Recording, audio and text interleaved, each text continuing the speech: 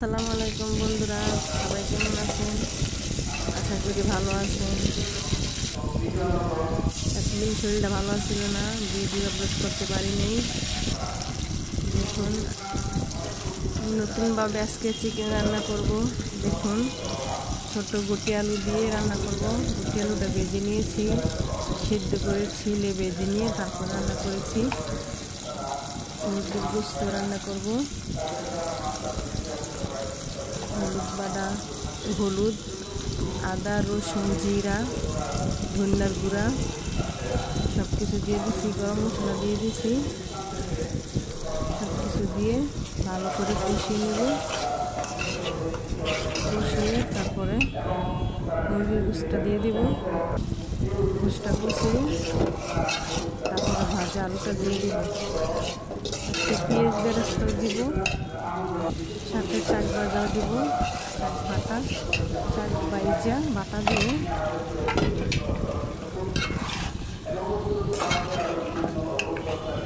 মুরগির গোশতটা ভালো করে কষিয়ে নেব। সুন্দর করে কষিয়ে নিয়ে তারপরে আলুটা দিয়ে দেবো। এতদিন শরীরটা ভালো ছিল না। দেখুন, আমি এখানে অল্প করা চাল দিয়েছি, জিরা দিয়েছি, গরম মশলা সব দিয়েছি, পেঁয়াজ বেরেস্তা দিয়েছি, দিয়ে বেটে নিব।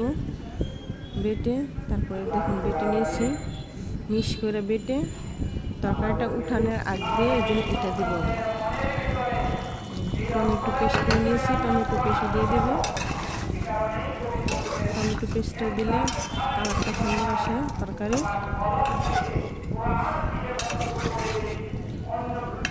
এরকম করে রান্না করে খেয়ে দেখবেন, খুবই ভালো লাগবে।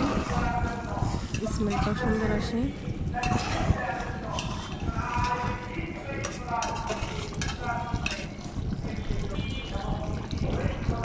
খুবই সুন্দর হয়েছে, কালারটা লোভনীয় হয়েছে। এখন এই যে আলুটা ভেজে নিয়েছি, আমি আলুটা দিয়ে দেবো। এখন আলুটা অ্যাড করে দিয়েছি। এখন ভালোভাবে আবার কষিয়ে নিব। নিয়ে পানি অ্যাড করে দেব, কিছুটা হালকা পানি দেবো, বেশি দেবো না। একটু বুনা বুনা হবে, বুনা বুনা করে মাখিয়ে নেব। মাখা করে উঠিয়ে নেব। একদম লাস্টে দেবো পেঁয়াজ বেরেস্তা আর চাক বাটাতে আমি দিয়েছি তেজপাতা, জিরা, এলাচ, গোলমরিচ, দারচিনি, পেঁয়াজ, চাল সব কিছু দিয়ে তেলে বাইজা তারপরে বেটে নিয়েছি।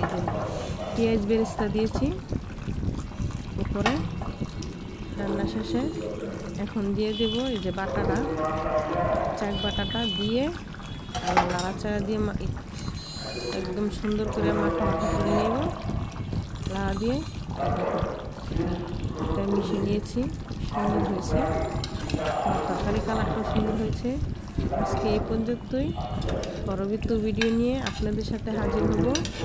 আমার ভিডিওটা ভালো লাগলে প্লিজ লাইক, সাবস্ক্রাইব করবেন, কমেন্ট করবেন কীরকম হয়েছে তরকারিটা। সবাই ভালো থাকবেন। আসসালামু আলাইকুম।